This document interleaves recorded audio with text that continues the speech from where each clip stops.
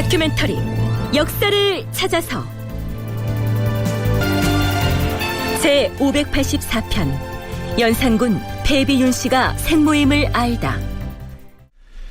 서기 1495년 3월 16일, 이때는 성종이 사망한 지 3개월 남짓 지난 시점이었기 때문에 아직 국상 중이었죠. 주상전하, 승하하신 성종대왕의 묘지문이 완성되었사옵니다. 오, 기다리고 있었느니라. 어서 가지고 오라. 예, 전하. 어디 보자. 공손히 생각하건대 우리 대왕은 덕종의 둘째 아드님이시다. 인수왕 대비 한씨가 정충년 7월 30일에 왕을 탄생하시었다. 세자였던 덕종이 일찍 풍서하자 세조께서 왕을 궁중에서 양육하며 자산군으로 봉하시었다. 왕은 타고난 자질이 밝고 슬기로우니 세조께서 특별히 사랑하시었으며. 네, 지금 연산군은 부왕인 성종의 묘지문을 읽어내려가고 있습니다. 아시다시피 국왕의 묘지문에는 그 임금의 출생에서부터 성장 과정, 그리고 재위 기간 동안의 업적 등이 모두 담겨 있죠. 성종의 묘지문은 상당히 장문인데요, 뒷부분에 이 성종의 혼인관계가 기술되어 있습니다.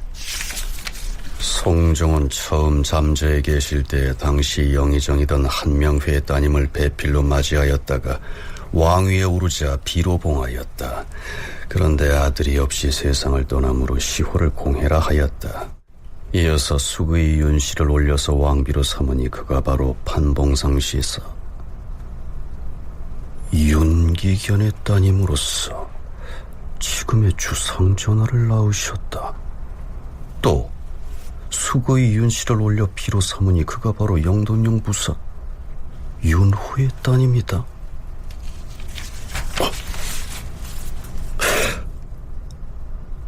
아니, 이게 어찌된 일이지? 나를 낳으신 어마마마가 판봉상시사 윤기견의 따님이다. 이것이 어찌된 일인지 승진은 답하라. 주상전하, 무엇이 궁금하신지 하문하시옵소서. 과인의 어머니를 낳으신 나의 외조부는 마땅히 영동년 부사 윤호이어야 할 터인데 어찌하여 판봉상시사 윤기견이라 적혀있는 것인가? 잘못 적은 것이 아닌가? 전하, 그것은 잘못 적힌 것이 아니었고 사실은... 응? 무엇을 머뭇거리는 것인가? 아는 대로 말해보라. 윤기견은 패비 윤씨의 부친이온데 윤씨가 왕비로 책봉되기 전에 세상을 떠났사옵니다.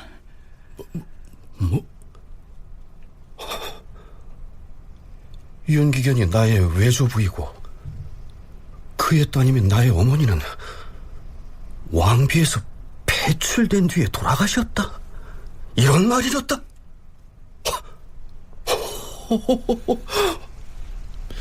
자, 연산군 일기에는 그 뒤에다 짧은 한 구절을 덧붙여 놨는데요, 그 내용이 이렇습니다. 왕은 비로소 모친인 윤 씨가 죄를 짓고 왕비에서 폐위되어서 죽은 사실을 알고 수라를 들지 않았다. 자신을 낳아준 친어머니가 왕비의 자리에서 피출됐다가 사망한 사실을 연산군이 이때 처음 알았고 그 충격으로 밥을 먹지 못했다, 이런 내용입니다. 앞에서 소개한 성종의 묘지문을 보충 설명하자면요, 성종은 처음에는 한명회의 딸과 결혼을 했는데 그는 자식을 낳지 못하고 일찍 죽었죠. 성종은 두 번째로 이 수의 윤씨를 왕비로 맞이했는데 그가 바로 폐위된 연산군의 친모가 됩니다. 그 다음으로 맞이한 왕비 역시 같은 파평윤씨 가문의 수의 윤씨였는데요, 그는 연산군을 어린 시절부터 돌봐왔던 정현왕후였던 것입니다. 말하자면 연산군은 왕위에 올랐던 당시까지 궁궐에 있던 정현왕후를 친어머니로 알고 있었다가 성종의 묘지문을 보고 나서야 자신의 생모가 이미 예전에 죄를 짓고 쫓겨났다가 사사됐다는 사실을 처음 알게 되는 것입니다. 실록인 연산군 일기의 기록에 의하면 그렇다는 얘기입니다. 그런데 정말로 연산군은 이때까지 자신의 생모의 존재를 모르고 궁궐에 있는 정현왕후를 친어머니로 알고 있었을까요? 자, 인제대 김훈식 교수의 얘기 들어보시죠. 연산군도 충분히 그 이전까지 자기의 생모가 누군지 모르고 지냈을 가능성은 충분히 있습니다. 연산군이 어릴 때부터 병이 있어서 궁 밖에서 강희명의 집에서 양육이 되고 유모의 손에서 자랐고, 그리고 어린 나이 궁에 다시 돌아왔을 때는 이미 자기 어머니는 없어졌고 그 당시 그 중전 이 자기 친모인 줄 알고 그렇게 자랐고, 또 오히려 왕실 내에서 그 모자 관계라는 게 우리가 생각하는 한 집에 사는 그런 모자 관계하고는 훨씬 다르지 않을까. 거처 자체가 아예 다르고 그 생활 자체가 그렇게 모자 간의 관계가 이렇게 일상적인 관계가 이루어지는 그런 관계가 아니니까. 그리고 뭐 연산군이 아예 처음부터 자기의 생모가 누굴까 하는 의심을 갖기 시작했으면은 파헤쳐 볼 생각을 하겠지만, 성종이 왕비였던 윤 씨를 폐출해서 죽음에 이르게 하고서 궁궐과 조정에 이 폐비에 관해서는 일체 언급을 하지 말도록 명을 내렸기 때문에 연산군은 모를 수도 있었단 얘기입니다. 하지만 서강대 계승범 교수의 견해는 또 다릅니다. 자기 생모가 누구라는 걸 알고 있었고, 다만 어떻게 궁궐 밖으로 나가서 죽었는지를만 몰랐던 것 같아요. 그러니까 내 친어머니가 누구다라고 하는 것은 이미 알 나이 때고 6살, 7살 때까지 같이 공존한 기간이 있기 때문에 누구 출궁당한 지 한 얼마 있다 죽죠. 사약을 먹고. 근데 아무리 양보해도 한 대여섯 살 때까지만 해도 이 사람이 내 엄마다 아니다라고 하는 기억은 잘 각인되지 않습니까? 기본적으로 볼 때. 그렇게 놓고 보면은 내 어머님은 계시지만 어머님은 돌아가셨다 라는 사실은 분명히 알고 있었고, 지금 왕비로 앉아있는 또 다른 윤 씨는 내 친어머니는 아니다, 그렇게 분명히 알고 있었겠죠. 다만 자기 생모인 그 전에 있던 왕비가 왜 갑자기 죽었는지는 잘 몰랐던 것 같아요. 그건 충분히 그 나이 연령을 감안하면은 충분히 그럴 수가 있다고 볼 수 있죠. 어린 연산군은 생모가 따로 있었지만 일찍이 세상을 떠났다는 사실은 어렴풋이라도 알고 있었지만 왜, 어떻게 죽었는지는 알지 못했을 것이다. 따라서 왕위에 올랐을 때 데뷔 전에 있던 정현왕후 윤씨가 친어머니가 아니라는 것 정도는 알고 있었을 것이다. 계승범 교수는 그렇게 추정을 합니다. 앞에서도 언급을 했지만 순전히 연산군 일기의 기록에만 의존하자면 연산군은 자신의 생모가 따로 있었고 왕비에서 폐출됐다가 아버지인 성종에 의해서 사사된 내력을 전혀 몰랐다가 임금이 된 뒤에 성종의 묘지문을 보고서야 처음 알았다. 자, 이렇게 이해를 해야 옳습니다. 다시 한번 짚어보죠. 연산군의 생모인 윤 씨는 성종 7년인 1476년에 연산군을 낳았다. 연산군이 우리 나이로 4살이 되던 1479년에 왕비의 자리에서 폐출되어서 궐 밖으로 쫓겨나 사가에 유폐된다. 그리고 연산군이 만 7살이 되던 1482년에 사약을 받고 사망하였으며, 윤 씨가 사사된 지 6개월 뒤에 연산군이 세자로 책봉되었다. 그러니까 연산군은 만 3살까지는 생모와 함께 궁궐에서 살았으니까요. 생모와 함께 지내던 사실을 어렴풋하게나마 기억할 수도 있었겠지만 또 그 반대일 수도 있겠죠. 근데 연산군의 입장에서는 폐비 사사 때 조정에 있던 신료 모두는 어쨌든 연산군의 입장에서는 공범일 수 있었어요. 그게 이제 갑자사화에서 다 나타나지 않습니까? 그리고 성종의 강력한 봉쇄 조치도 있었기에 아무도 그 사실을 알려주지 않았기 때문이고요. 그래서 알 수가 없었어요. 정현왕후가 모든 자녀를 소생과 같이 잘 돌보아서 연산군이 세자일 때도 모가 아니라는 사실을 알지 못했다라고 실록의 기록에 의하면 이렇게 답변할 수밖에 없습니다. 그런데 연려실 기술의 그 약간을 동원을 한다면 이 세자가 모후지만 무엇인가 다른 감정을 느꼈을 수도 있다라는 걸 또 이제 생각해 볼 수 있다는 점을 말씀드리고 싶습니다. 성종이 폐비와 관련한 문제를 일체 발설하지 못하도록 봉쇄 조치를 내렸고, 정현 왕후가 이 연산군을 친자식처럼 워낙 잘 돌봐줬기 때문에 친어머니인 줄 알고 지냈을 가능성은 있지만, 하지만 막연하게나마 뭔가 다른 감정을 가졌을 수도 있다. 경희대 한춘순 교수의 견해가 그러한데요. 한 교수가 거론한 연려실 기술의 해당 기록을 살펴보죠. 연려실 기술의 연산조 고사 본말에는 이런 내용이 올라 있습니다. 왕비였던 윤씨가 폐위된 뒤에 연산군은 세자로서 동궁에 있었는데 어느 날 아바마마, 소자 거리에 나가서 좀 놀다 오겠사옵니다. 그러므로 성종이 허락하였다. 저녁 때 대궐로 돌아오자 성종은 세자를 불러앉히고서 밖에 나가 놀면서 무슨 기이한 일이 있었는지를 물었다. 그러자 연산군이 대답하였다. 밖에 나가 돌아다녔사오나 구경할 만한 곳이 없었사옵니다. 다만 송아지 한 마리가 어미소를 따라가고 있었사온데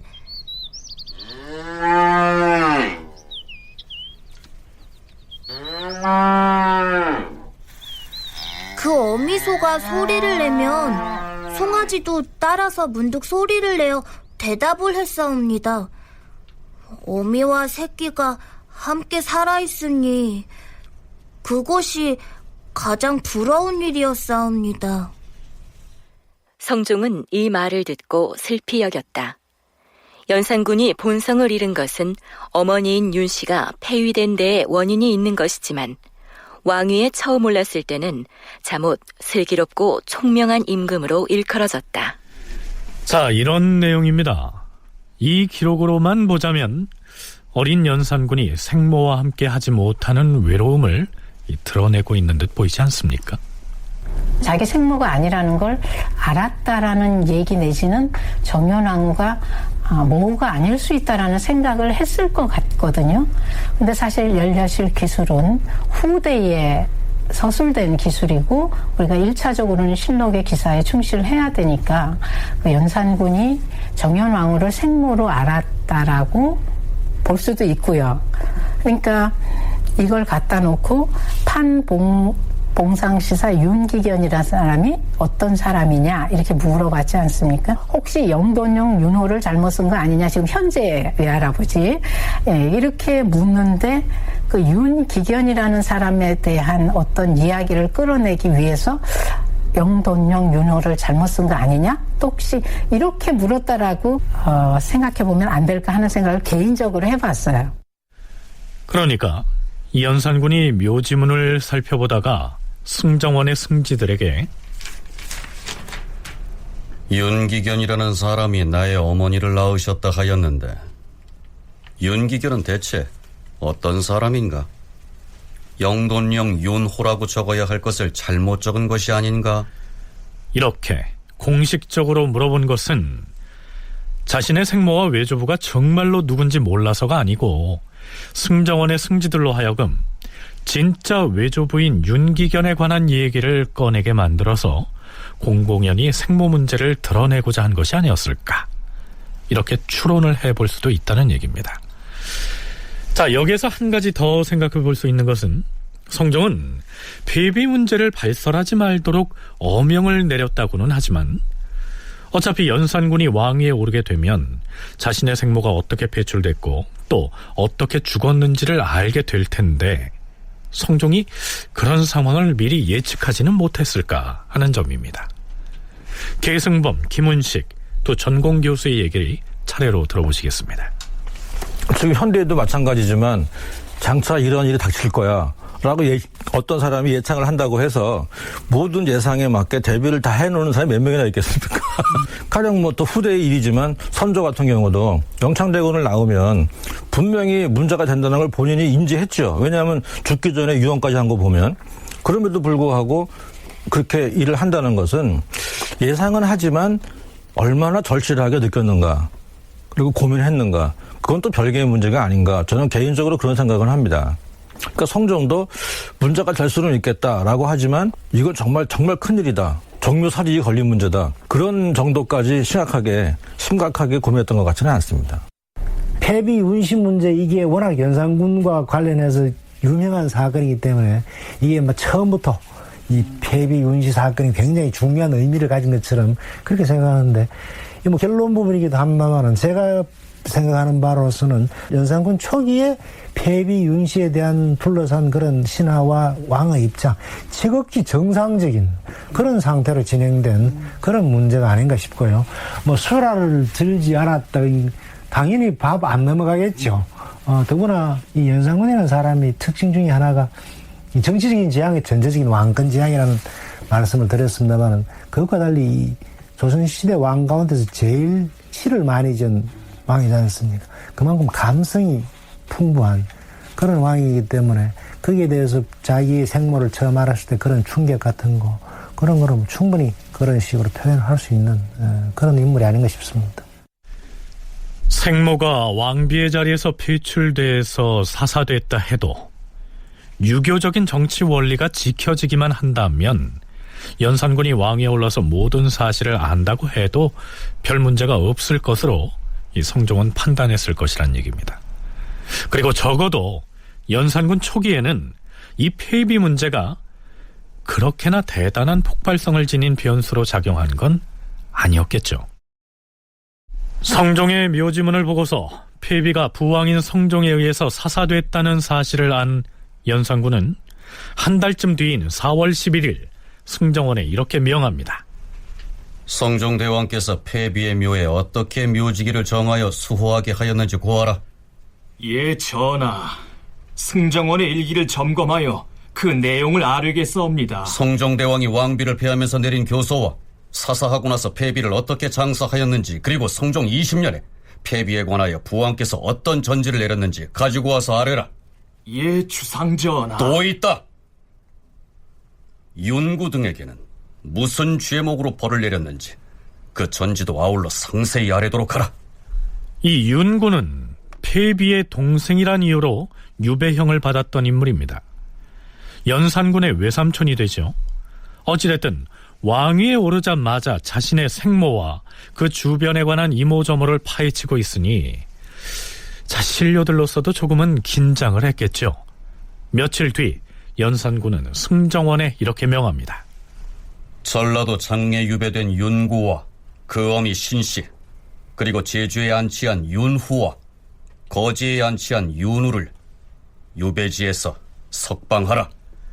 그리고 연산군은 신료들의 의견을 널리 구한다는 구원교서를 내립니다. 대소 신민들은 과인의 방락하는 뜻을 잘 알아서 각기 시의를 진술하여 밀봉해서 아뢰도록 하라. 신료들은 누구나 시국에 대한 자신의 의견을 임금에게 제시하라 하는 얘기입니다. 그런데 경상도 창원 부사를 지냈던 조지서라고 하는 사람이 진주에 있으면서 글을 올리죠. 신이 듣기로는 한나라 문제가 처음 즉위하였을 때 산동의 관리가 조령을 선포하니 백성들 중에서 비록 늙고 병든 자까지도 지팡이를 짚고 가서 들으면서 잠깐만이라도 더 살아서 덕화의 거룩함을 보기를 원했다 하였는데, 지금 우리 전하께서 또한 새로 즉위하셔서 다스리는 도를 신하들에게 널리 물으시니 비록 초야에 묻혀있는 몸일지라도 숨김없이 다 말씀드림으로써 전하의 덕화에 만에 하나라도 보답하기를 바라고 있사옵니다. 자, 여기까지는 연산군이 구원교서를 내린 것을 칭송하는 말입니다. 조지서는 상소문의 본문에서 구족을 친하라 이렇게 요청합니다. 자, 대역죄를 지으면요, 구족을 멸한다라고 하지 않습니까? 구족을 친하라라고 한 것은 아마도 내쳤던 족친들을 가까이 하라라는 의미인 것 같습니다. 주상전하, 구족을 친하여야 하옵니다. 당나라 사서에 요임금의 덕을 찬미하면서 구족을 친했다고 하였사오니 진실로 집안의 일로 말미암아서 그 덕이 나라에 미치기 때문이었사옵니다. 성종대왕께서 윤씨를 폐하시고 왕후의 기록에서 삭제하시었사오니 전하께서는 의리상 어머니로 여길 수는 없는 것이옵니다. 예전에도 자식된 자가 쫓겨난 어미를 위하여 복을 입지 않는 것은 어미 자격을 잃은 자에게는 제사를 지내지 않기 때문이다 라고 하였사옵니다. 하오나 비록 복은 입지 않을지라도 오히려 심상으로 자처하는 것은 은혜를 위한 것이다 라고 하였사오니 그렇다면 자식으로서 어미와의 연을 끊는 이치는 없다는 것이 분명하옵니다. 자, 출모를 당한, 즉 아버지로부터 쫓겨난 어머니가 사망을 했을 경우에 자식으로서 상복을 입을 수는 없지만 마음속으로 제사를 지내는, 즉 심상을 하는 것이니 그것은 곧 자식으로서 어머니와 연을 끊을 수 없음을 얘기하는 것입니다. 자, 조지서는 도대체 무슨 얘기를 하려고 하는 것일까요? 들어보시죠. 주상전하, 폐위된 왕후가 성종 13년에 서거하시자 풀밭에 고장한 탓에 이제까지 14년 동안 길 가는 사람들이 슬퍼하옵니다. 현재로는 성종대왕의 장사를 지내는 일이 닥쳐 있으므로 아울러 거행할 수는 없사오나 상이 끝난 뒤에는 마땅히 별전을 세우고 자릉을 만들어서 어머니의 은혜를 보답함이 어찌 심상으로 자처하여 은혜를 위하는 전칙에 맞는 것이 아니겠사옵니까?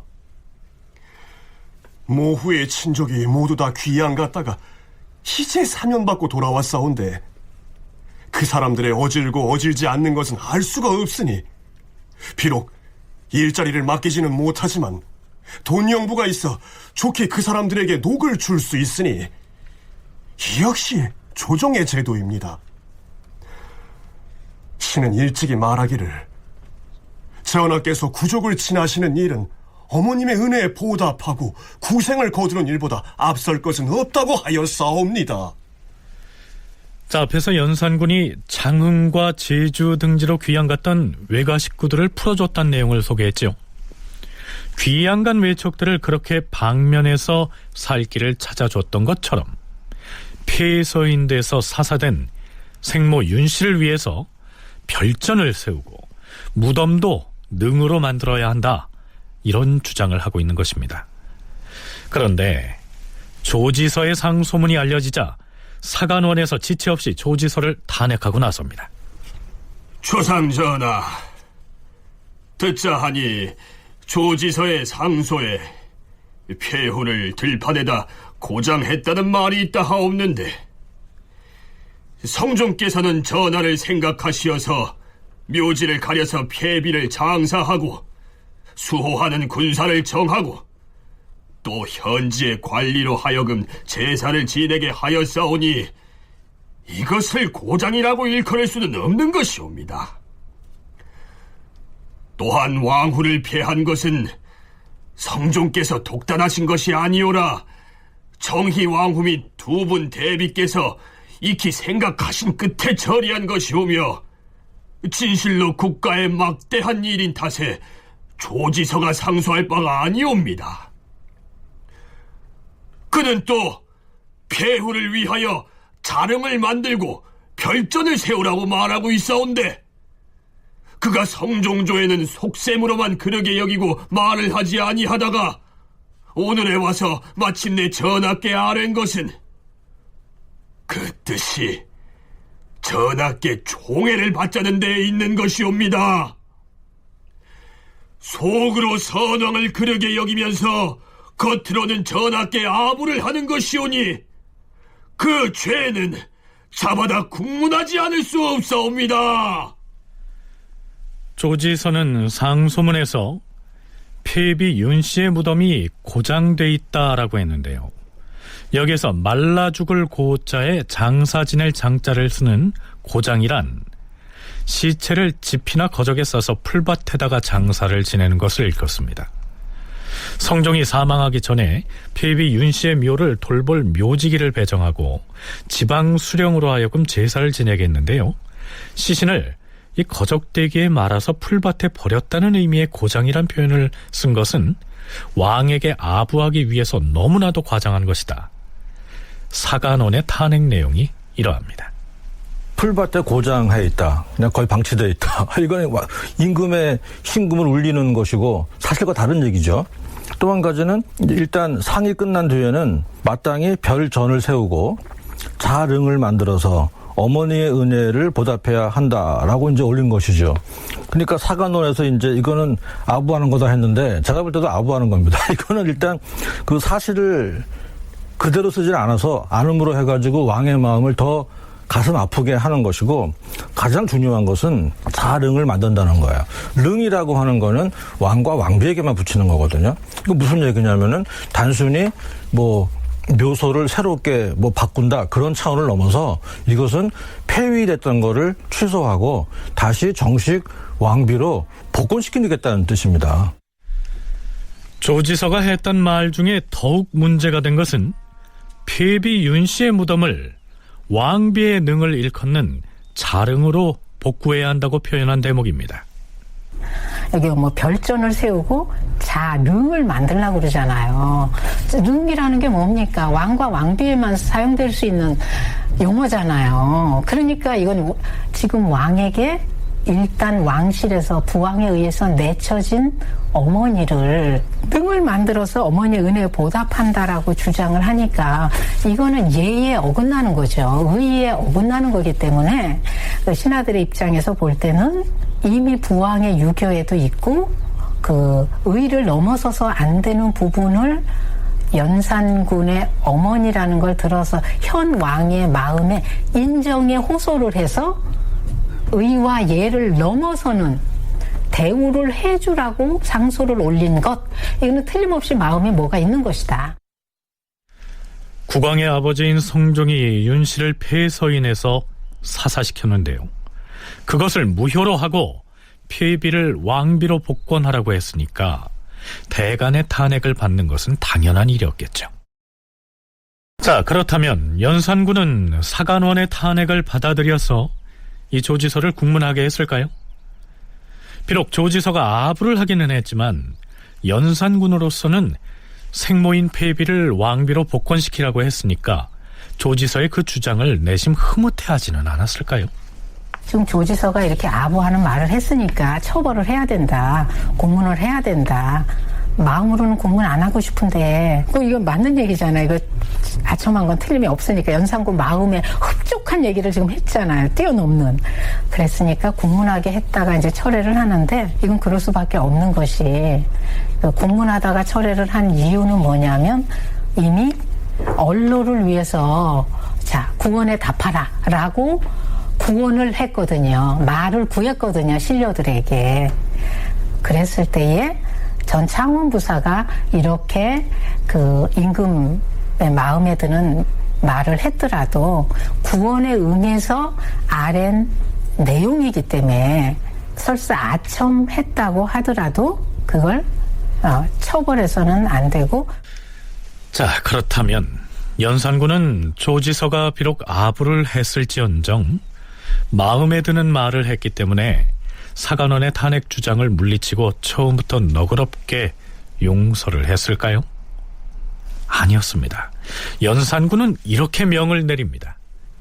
조지서가 미관으로서 당치 않은 말을 하고 있으니 그 자를 잡아다 국문하라. 조지서가 기껏해야 창원부사 정도를 지낸 미관 말직인 주제에 지존인 국왕에게 당치 않은 말을 했다고 했습니다. 이 대목은 보충 설명이 필요한데요. 사실 조지서는 연산군의 세자 시절에 그를 가르치던 서연관이었습니다. 달리 말하면 연산군의 스승이었던 셈이죠. 그런데 조지서는 상소문 뒷부분에 이런 말을 덧붙여 놓고 있습니다. 전하, 주서에 이르기를 임금의 덕이 있는 것도 오직 신하에게 달렸고 임금이 덕이 없는 것도 오직 신하에게 달렸다고 하였사옵니다. 신이 일찍이 서연에서 전하를 모시고 있을 때에 늘 성의껏 말씀드려서 전하를 번거롭게 하고 때로는 울기까지 했사옵니다. 하온데 이제 와서 전하는 즉위한 직후 첫 번째 정사를 살피시면서 부처를 공양하는 일을 거행하시고 또한 숨김없이 말을 다하는 선비들을 내쫓으셨사오니 이는 바로 신등의 죄이옵니다. 신이 본디 요속으로 자리에 있었으니 만에 하나라도 신하로서 임금을 잘 보필하였더라면 전하께서 어찌 이러한 과실이 있겠사옵니까? 이는 신이 부덕한 소치이옵니다. 조지서는 상소문에서 임금을 능멸하는 발언을 한 것입니다. 자, 쉽게 풀어서 말하자면요, 내가 연산군의 세자 시절 스승이었는데 연산군이 즉위하자마자 신하들의 반대에도 불구하고 이 수륙제를 밀어붙이는가 하면, 또한 바른 말을 가하는 대간도 내쫓았으니 결국 스승인 내가 잘못 가르친 탓이다. 그러니 내가 죄인이다. 이런 취지의 발언을 한 것입니다. 물론 사관원에서는 탄핵 상소에 이 문제도 거론하죠. 전하, 조지서란 자가 말하기를 전하가 이런 실수가 있게 된 것은 신이 잘못 가르친 죄입니다. 이는 신의 부덕한 소치입니다. 이렇게 자신을 높이고 전하와 조정을 무시하여 싸웁니다. 그 마음 쓰미가 극히 간사하오니 그 자를 경상도에 불러올려서 국문하시옵소서. 그래서 연산군이 조지서에 대한 국문을 명했던 것입니다. 그런데 며칠 뒤에 의정부에서 이렇게 주청하죠. 주상 전하, 창원부사 조지서를 잡아오라는 명이 있었다고 들었사옵니다. 물론 조지서의 말에 지나침이 있고 또한 그의 태도가 불손하다고는 하오나 전하께서 즉위하신 초기에 신료들의 의견을 구하는 구원 교서를 내리셨사온데 자신의 의견을 말하는 사람을 죄준다면 언로가 막힐까 두렵사옵니다. 알겠소. 그럼 조지서를 불러올리라는 명은 거두겠소. 연산군이 조지서를 처벌하도록 그렇게 명령을 내리죠. 물론 처벌이 이루어지지는 않습니다만, 그 이유가 뭐냐면 조지서의 상소가 오는데 문제가 되는 거는 폐비 문제가 아니고 오히려 조지서가 뭐라고 그랬냐면은 연산군이 저기 초기에 뭐 대간들하고 대립하고 수륙제를 지내고 하는 이런 잘못을 했는데 그게 자기가 잘못 가르친 그런 죄입니다. 그렇게 얘기를 한 거지. 그 연산군 입장에서 보기에는 괘씸한 건방진 그런 발언으로 그렇게 생각이 된 겁니다. 그렇게 해서 처벌하라 그랬고, 의정부에서 이 당시에 이 조지서가 상소를 올린 거는 연산군이 구원교서를 내려가지고 이 말을 하라고 해서 올린 거기 때문에, 그래서 처벌하면 안 된다는 그 한마디에 조지서에 대한 처벌을 하지 않는 그런 모습을 보입니다. 연산군은 이제 자신이 왕위에 올랐고 기왕에 폐비 문제가 거론된 김에 생모의 명예를 조금이나마 회복할 수 있는 이 추승 사업을 추진할 만도 한데요. 조지서 등의 상소에도 불구하고 일단은 여기에서 딱 멈춥니다. 왜 그랬을까요? 계승범 교수는 그 배경을 이렇게 분석하죠. 자기 어머니가 폐위당하고 나가 죽었다는 것은 죄인으로 죽었다는 것입니다. 자기 아버지, 그러니까 선왕의 죄인으로 죽은 것이죠. 그럼 자기는 뭐 누구냐 하면은 부계 쪽으로는 국왕의 어엿한 왕자이지만 모계 쪽으로는 죄인의 아들이라는 거예요. 그러니까 유교 사회에서의 큰 약점입니다. 그러니까 이것을 하려면 연산군도 시간 좀 긴 호흡으로 이건 다뤄야 할 사안이지 단기간에 어떻게 해결을 할 사안이 아닌, 굉장히 이거는 유교 사회에서는 굉장히 중요한 문제입니다, 이게. 그래서 이것은 아마 그래서 연산군이 지금은 더군다나 아직 성종의 3년상도 끝나지 않은 상태고, 그러니까 여러모로 볼 때 자기가 불리하다고 느낀 것이죠. 그래서 좀 긴 호흡으로 가기로 하고 여기서 한 발 물러난 것이 아닌가, 저는 그런 생각이 듭니다. 그렇다면은 연산군은 현재 굉장히 정확한 판단을 하고 있다고 볼 수 있죠. 네, 비록 뒷날 연산군이 경악할 만한 폭정을 휘두르기는 하지만 적어도 이 시기에는 부왕인 성종의 유교와 유교적 정치윤리, 그리고 선왕의 3년상이 아직 끝나지 않았다는 사실 등을 고려해서 여러 상황을 살피면서 인내하는 모습을 보이고 있으니까 매우 현명한 처신을 하고 있다, 이렇게 평가할 만하다는 얘기입니다. 여기에서 다시 연산군의 세자 시절로 잠시 돌아가 볼까요? 아마도 왕조 시대에 국왕의 즉위식을 빼놓고는 가장 큰 국가적 경사를 들려면 다음 보위를 이을 후계자를 정하는 세자 책봉식이 되겠죠. 그런데 성종 때 세자로 책봉됐던 연산군의 경우에는 이 책봉식에 관한 기사를 찾기가 어렵습니다. 자, 성종실록을 살펴보죠. 성종 14년 1월 6일 상의원 제주 이극배가 임금에게 와서 세자가 입을 관복에 관하여 아뢰니 임금이 전교하였다. 세자의 나이가 겨우 8살인데 과인이 생각하기에 어린아이에게 관복을 갖추고 예를 행하게 하는 것은 온당치 못할 듯하다.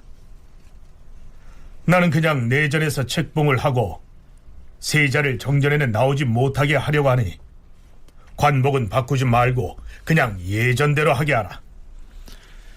성종은 세자 책봉을 아주 간단하게 치르기로 작정한 것이죠.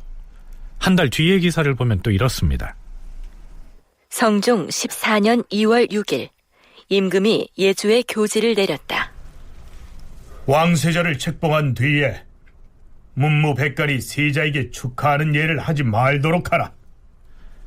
성종이 연산군의 세자 책봉을 앞두고서 일체의 축하연을 하지 못하게 미리 단속을 하고 있는 것입니다. 어찌됐든 성종 14년 2월 6일 경복궁 사정전에서 왕세자 책봉의 절차를 밟습니다. 너 이융은 남연수부터 영리하여 일찍부터 이녀의 성품이 현저하고 총명이 날로 더하여 장차 학문의 공이 융성할 것이니 마땅히 동궁에서 덕을 기르고 대업을 계승할 몸임을 보여야 할 것이다. 그래서 오늘 너를 세워 왕세자로 삼는 바이다. 이에 총명을 받았으니 더욱 영구한 계책을 생각하라. 간사함을 멀리하고 어진이를 친근히 하며 힘써 스승의 아름다운 가르침을 지키라. 자, 이렇게 해서 간단한 세자 책봉식을 마치는데요. 자, 임금인 성종은 자신의 뒤를 이을 후계자를 정하는 세자 책봉식을 왜 이렇게 간소하게 치렀으며 또 왜 일체연회를 금하라고 했을까요? 연산군이 세자로 책봉되기 6개월 전에 연산군의 생모인 폐비 윤씨가 사약을 받고 사망을 했으니까요. 잔치를 벌일 처지가 아니었던 것입니다. 자, 한춘순 교수의 얘기 들어보시죠. 성종 10년에 윤씨가 배출이 됩니다. 배출이 되어서 연산군이 세자로 책봉되기 전 해인 성종 13년에 사사가 됩니다. 연산군은 그 다음에 세자로 책봉이 되는데요. 책봉된 세자 책봉이면 굉장히 국가의 경사기 때문에 연회도 있고 여러 가지가 있는데 아무것도 없었어요. 왜냐하면 그 전 6개월 전에 폐비윤 씨가 사사되었다는 사실을 알기 때문에 차마 그렇게 할 수가 없었기 때문이라고 저는 생각이 됩니다. 그래서 연산군은 성종 18년에 심승선에 따라 빈으로 맞고 13세가 되는 성종 19년에 가래를 올립니다. 근데 재미있는 게요. 가래를 올린 지 3개월 뒤에 이제까지 아무 얘기가 없었는데 폐비의 치질 문제가 조정에서 등장을 합니다. 연산군이 세자빈을 맞이해서 가래를 올린 다음에 치제 문제가 대두됩니다. 방치돼 있던 폐비 윤씨의 묘에 제사를 지내는 문제를 임금인 성종이 꺼낸 것이죠. 자, 이 대목은 성종 제위 끝부분을 다룰 때 이미 살펴본 바가 있습니다. 그렇다면 임금과 조정의 대소신료들이 방치돼 있던 폐비의 묘지에 이 제사를 지내는 문제를 놓고 논란을 벌일 때 세자였던 연산군은 전혀 눈치채지 못했을까요?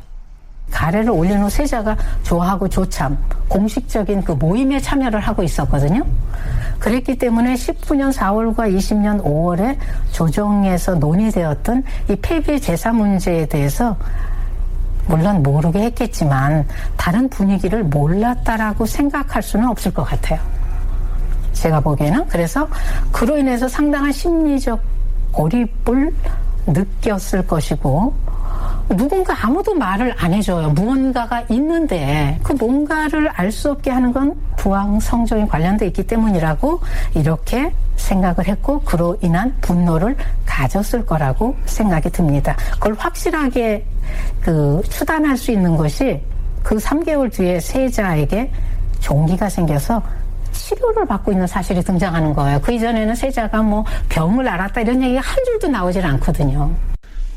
이 시기쯤에 세자였던 연산군이 자신의 생모에 관한 일을 어렴풋이나마 알았다면 그 충격이 상당했겠죠. 바로 이 시기 연산군이 종기를 앓았다는 내용이 실록에 등장합니다. 한춘순 교수는 세자가 신병을 앓았던 것을 폐비 문제로 인한 고립감과 분노 때문이었을 수도 있다는 쪽으로 조심스럽게 연결을 시키죠. 자, 이후부터 실록에 나타나는 내용들은 세자의 학습에 관한 내용입니다. 그 전까지는 서연에도 열심히 참석을 하고 공부도 모범적으로 잘해왔는데요. 이때부터는 공부를 멀리하고 환관이나 궁첩들과 어울려서 일탈을 일삼게 되죠. 그러자 성종은 세자인 연산군을 두고 물리가 트이지 않는다, 이렇게 걱정을 하는 모습도 나타납니다. 이러한 일련의 상황들이 생모인 폐비에 관한 의문과 아무도 말해주지 않는 데서 오는 고립감과 혹은 분노 때문에 비롯된 것이 아니었겠느냐, 한춘순 교수는 그렇게 추정을 하고 있는 것이죠. 연산군이 자신의 생모인 윤씨가 부왕인 성종에 의해서 폐출된 뒤에 사사됐다는 사실을 안 지 1년쯤이 지난 연산군 2년 윤 3월 13일, 연산군이 승정원에 어서를 내리면서 이렇게 말합니다. 과인이 일전에 내시를 보내서 폐비의 묘를 살펴보게 하였다. 한데 묘소가 무너진 채로 여러 해를 수축하지 않은 탓에 장차 해골이 나와서 여우와 설객에 먹히게 될 지경이라 하였다. 비록 사대부의 묘소일지라도 이와 같아서는 아니 될 것인데 하물며 일국의 임금의 어머니인 바에 어찌 이럴 수 있겠는가? 과인이 자식된 정으로는 차마 듣지 못할 바이로다. 그래서 과인은 길한 연월 일시를 가려서 천장을 하려고 하는데 만일 불가하다고 말하는 자가 있다면 용서 없이 그 목을 뺄 것이다. 천장을 하겠다는 말은 묘소를 다른 곳으로 옮기겠다는 얘기입니다. 연산군은 이어서 이렇게 명합니다. 그동안 폐비의 묘를 세밀히 살펴 조사한 다음에 제사를 지냈어야 하는데 그리하지 않았으므로 과인이 매우 마음이 아프다. 앞으로는 이렇게 하지 말라. 그 지방의 관찰사도 임금의 신하가 아닌가? 허니 관찰사가 과인을 대신해서 때때로 친히 제사를 올려야 할 것이다. 어명대로 거행하겠사옵니다, 주상전하. 하오나 묘소를 옮기는 일에 대하여는 전지를 작성하시어서 예조에 내리도록 하시옵소서. 그리고 폐비의 묘에 제사를 지내는 일 역시 명절에만 지내는 것은 불가하니 이 뒤로는 상망 때에도 제사를 행하도록 할 것을 아울러 전지에 기록하라. 전일에 과인과 의논을 한 신하 중에서 안침 같은 무리는 정직한 발의를 했다고는 믿을 수가 없다. 지금 만약 이 일을 불가하다고 하는 자가 있다면 그는 과인의 신하가 아닐 것이다. 네, 아마도 안침이라고 하는 관리가 폐비의 묘지를 관리하고 제를 지내는 일에 관해서 연산군에게 믿음을 주지 못하는 발언을 했던 것 같습니다. 어찌됐든 폐비 윤씨의 무덤을 이장하고 제를 지내는 등 생모에 대한 추송 사업을 추진하는 데 있어서 연산군은 결심을 단단히 한 것으로 보입니다. 연산군의 이러한 방침에 대해서 대간이든 누구든 쉽게 반대를 할 수가 없었겠지요.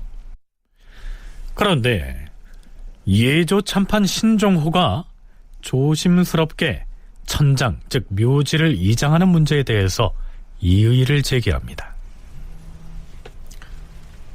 주상전하, 아래옵기 송구하오나 천장 문제는 다시 한번 상고하시기를 아래옵니다. 하면 묘소를 천장해서는 아니 된다는 말이오?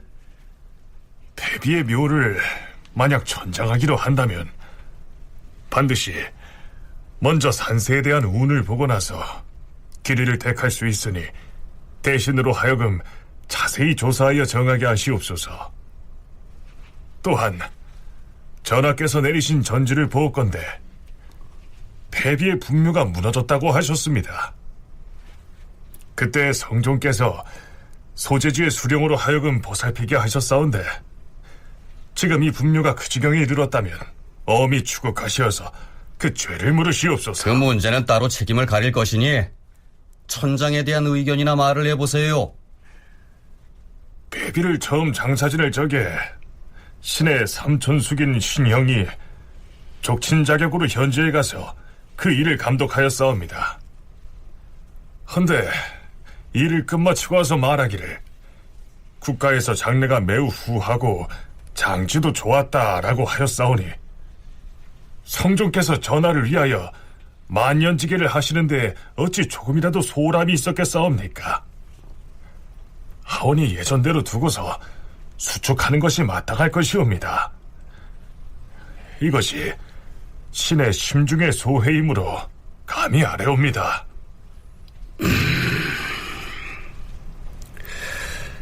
전에 장사를 지낸 곳과 천장할 곳의 산세를 잘 살펴서 그 기륭을 아뢰도록 하시오. 분묘를 예전대로 그대로 두고서 수축하는 것이 가한지의 여부도 두루 살펴보게 하시오. 네, 예조판서 신종호의 얘기는요, 지금의 묘자리가 길지이고 명당이니까 구태여 이 묘지를 이장할 필요 없이 그대로 두고 수축 공사를 하는 것이 좋겠다, 이런 의견입니다. 하지만 연산군은 그렇다고 해도 새로운 터로 이장하는 방안 역시 강구하도록 지시를 합니다. 한춘순 교수는요, 연산군이 이 시점에 폐비 무덤의 천장 얘기를 꺼낸 것은 폐비에 대한 추승 사업을 단계적으로 추진하는 과정 중에 하나였다, 이렇게 말하고 있습니다. 원년 8월과 9월에 폐비 윤씨의 기일에 소찬을 드렸어요. 그리고 다음 날은 의정부 6조에 그 문제를 의논했고요. 또 9월 달에는 유배된 외숙과 외조모 등을 석방을 했습니다. 그러니까 가벼운 조치부터 하는 거죠. 살아있는 사람에 대한 가벼운 조치를 한 다음에 이제 그 폐비의 묘가 무너져 있으니까 이걸 천장을 해야 되겠다, 이렇게 이제 얘기를 했거든요. 그런데 그 폐비 윤씨와 관련된 이제 가벼운 문제부터 이렇게 풀어가다가 천장 문제가 나오게 됐는데, 전에 성종이 폐비 윤씨를 그 장례를 치른 그 장지가 매우 좋았다라는 그 신종호가 지금 예조 참판이지 않습니까? 그런데 예조 참판 신종호와 연산군 사이에 아주 가벼운 신경전이 벌어집니다. 신종호는 성종이 폐비 윤씨의 묘지에 제사를 지내는 문제로 어명을 내릴 때 그 명을 수령했던 예방승지였죠. 그때 성종은 이렇게 말했습니다. 과인은 지금도 폐비의 일만 생각하면 한밤중까지 두려워서 잠을 못 이룬 날이 그 얼마나 되는지 모른다.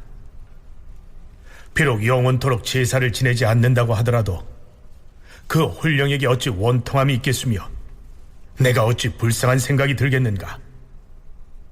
다만 후일의 간악함을 방비하는 것은 임금의 정사인데 세자의 정리를 생각하면 어찌 측은한 마음이 들지 않겠는가. 지금 특별히 일정한 제사를 드려 자식의 심정을 위로하여 영원히 감흥하게 하고자 한다.